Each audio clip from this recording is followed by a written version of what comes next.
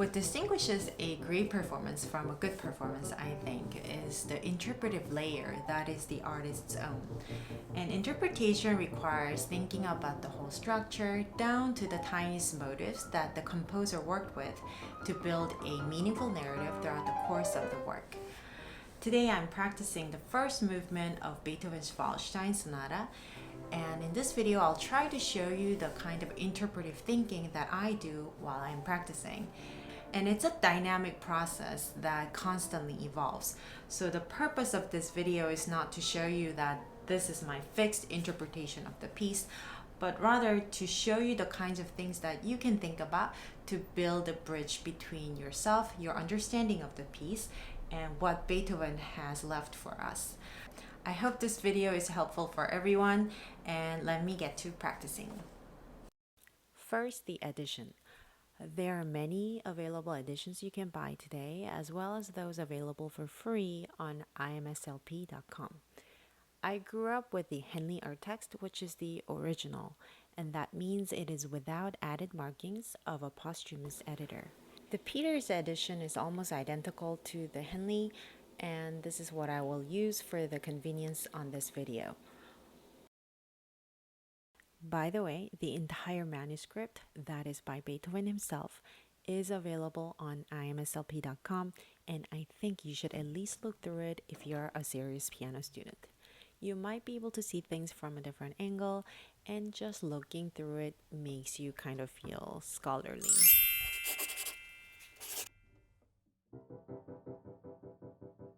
Let's start with the form. The form of any work is the framework which the musical narrative is built on. In this case, the first movement of this Beethoven sonata is in the sonata form. And as you know, the sonata form is in three main parts: the exposition, development, and the recapitulation. But what do they mean for the performer interpreting the work? I think of the sonata form in terms of the first section presenting musical ideas, the middle section testing of those ideas in various ways, and going through a harmonic exploration, and the recapitulation, resolution of those ideas. Sometimes there is a coda, as in this movement.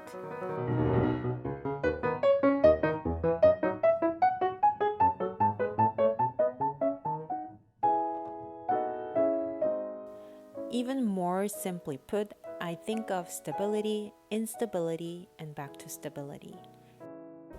In the big picture, your understanding of the sonata form should be some version of this at the very least. And I keep this general narrative in mind as I work on the details.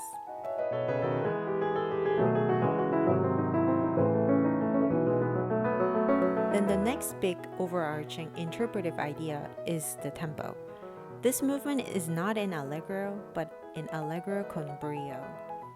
Beethoven had a clear idea about tempi of his works, and Allegro con brio is a faster tempo than Allegro. But how much faster?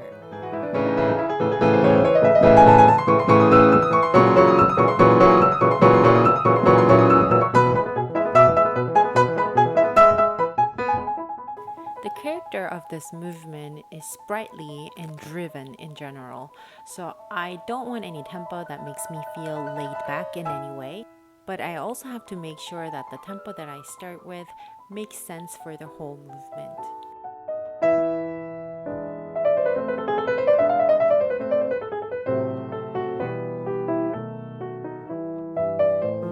Deciding on the tempo does not happen in one practice session.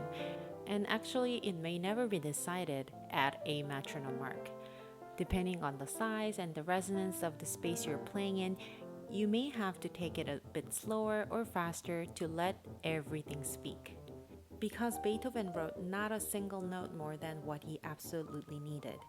Every note means something as a part of a motive or a phrase, as well as in harmony.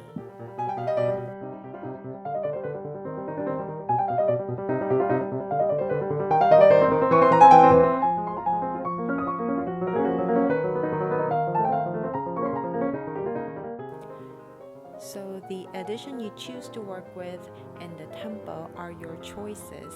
And I think interpretation begins with recognizing the options you have and making a choice based on your understanding of the style and form. The character of the movement and tempo are overarching, big, important decisions that will affect the details. And it also works the other way. A tiny motivic idea can affect your understanding of the whole movement, which I will talk about later. I will stop myself right around the recapitulation and talk about a few ideas that were important for me in shaping how I play the movement.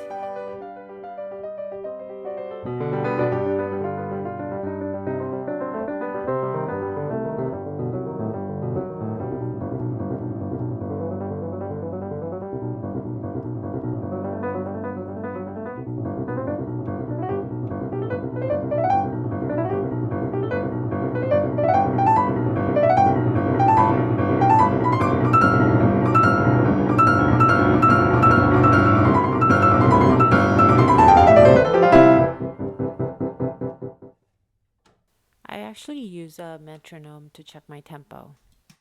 I am at about 152 here, and I think this is a happy place for me. It does feel a little hurried for the second theme, but a small variation in tempo is fine as long as the transitions feel organic. Let's get to the notes. Beethoven is economical with musical materials. These 4 bars are repeated in the next 4 bars in the remote key of B flat major.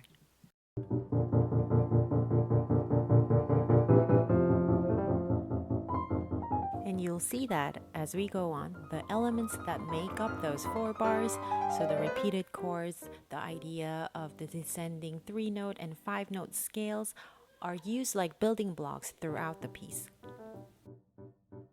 So they should be played with clarity, and the left hand's 8th notes should help you keep them in rhythm.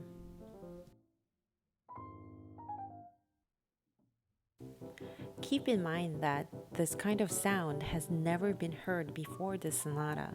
To us pianists, it is the most famous and often played Beethoven sonata, but it helps to think of the novelty when it was first heard more than 2 centuries ago. Now we are an octave up and the repeated chords are played as a tremolo.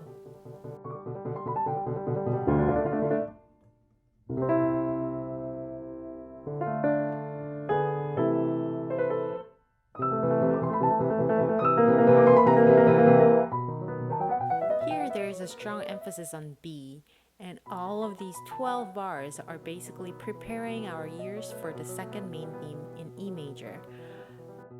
Beethoven even marks sforzandi on all of these Bs. So this transitional may not sound like a beautiful tune or a theme, it is harmonically important, serving as a bridge between the 2 main themes.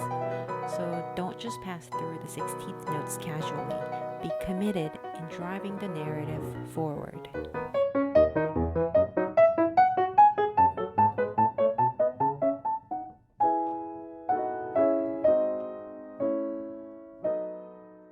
The second theme in Dolce e molto legato is in E major.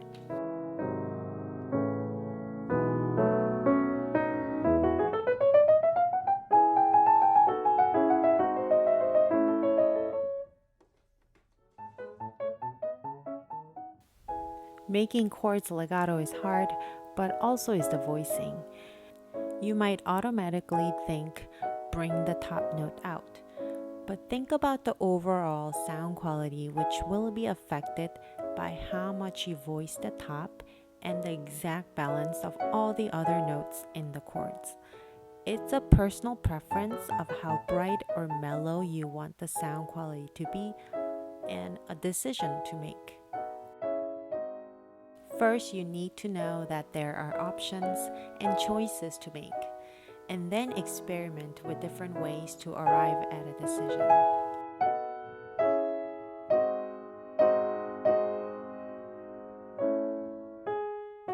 So that's what I'm doing here, thinking, experimenting, listening. Usually, a significant amount of my practice time is devoted to experimenting with sounds.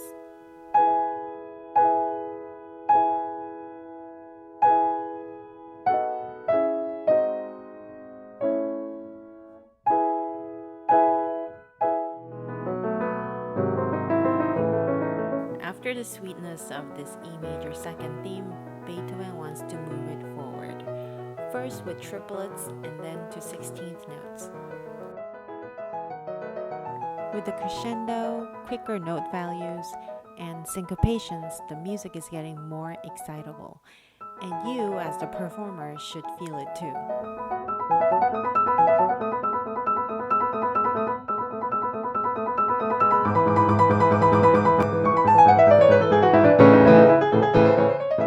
When we get to this fortissimo, it's really as rowdy as Beethoven gets, in piano sonatas at least. It's the first fortissimo so far in the movement, and it should really sound like a different level of dynamic.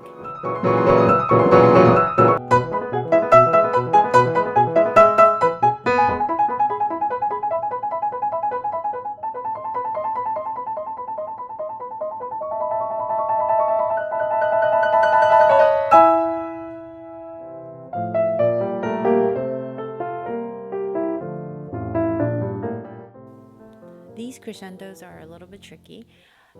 There's no need to get louder to forte or anything, but there should be an audible crescendo which goes down to piano in an instant. Harmonically, we are changing keys every 2 bars, and playing them with the same kind of sound would be monotonous. Whenever there are subtle changes in sound I need to make, I remind myself of colors of sound. Maybe this one feels more green like grass, but that one like turquoise, and that one maybe feels like it has some yellow in the green.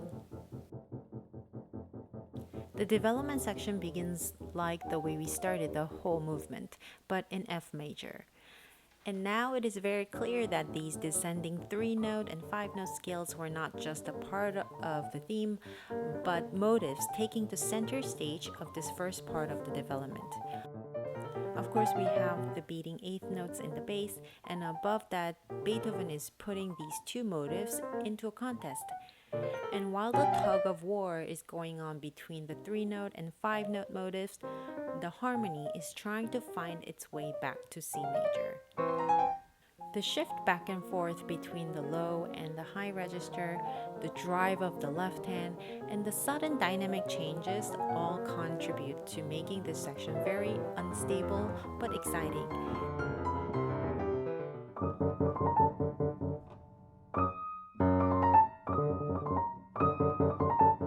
Sometimes you need to simplify what is on the page to see and understand clearly. If you're just focused on playing the notes just as they are written on the page, you will not see what is meant by those fast notes. So break down sections into phrases and phrases into motives, and combine notes together to see what harmonies implied where.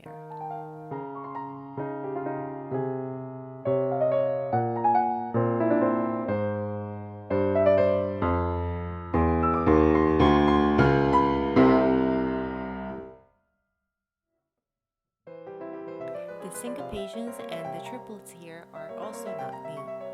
What is different now is the harmonic exploration that Beethoven takes us through. Why so many repetitions of the same idea? The whole section is a further emphasis on drama and harmonic instability, which Beethoven will have to resolve before he gets to the recapitulation.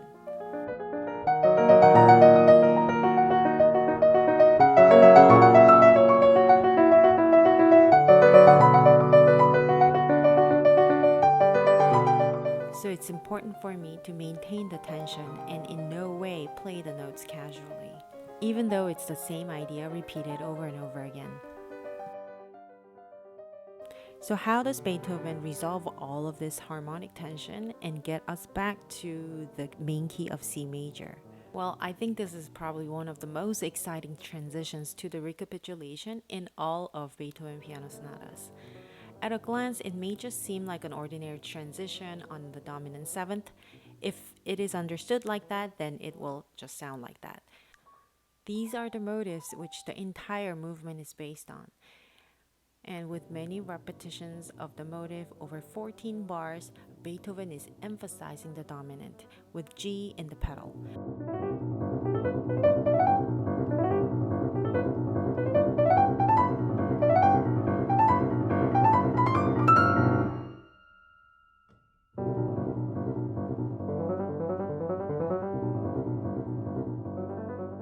The repetition of the motive, combined with the crescendo and the gradual move up to the higher and higher register, make this transition to recapitulation irresistible. And it really explodes when the two hands are at the farthest from each other.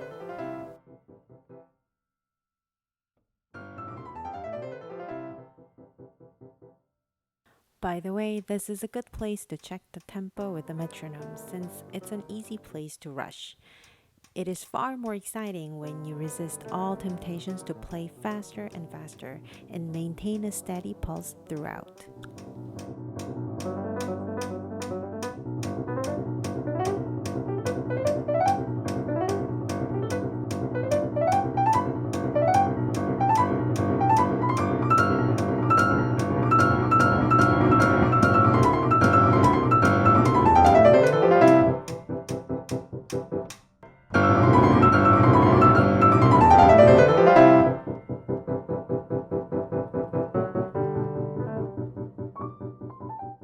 For the most part, there are no new major ideas in the recapitulation, but Beethoven may give us a few surprises.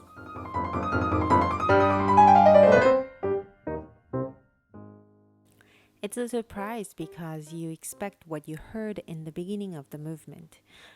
When you do get a surprise like this, it should never be played like you practiced it hundreds of times. You should surprise yourself with your sound.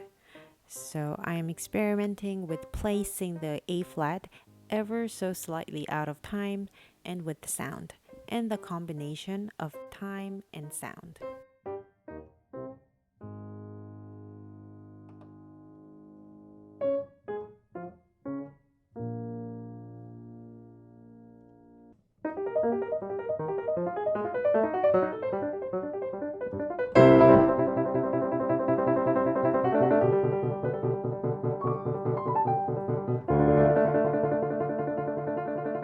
In this video, I shared a bit of my interpretive work while I'm practicing. When I was a student, I tried my best to find the answer or the correct way of doing things without evaluating the options I could have. I rarely ask questions of why and how. Without thinking about various ways of shaping a phrase or thinking about the structure, I intuitively and instinctively arrived at my habitual way of playing any piece of music.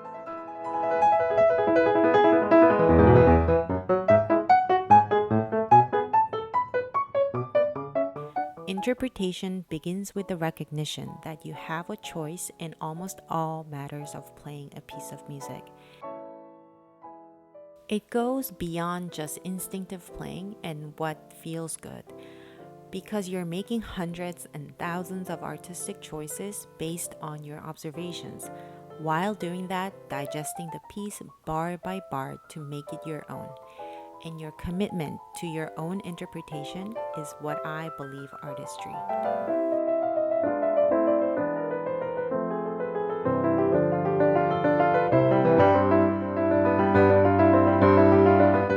That's all for this video. I will come back with ideas about the second and third movements of the Waldstein Sonata.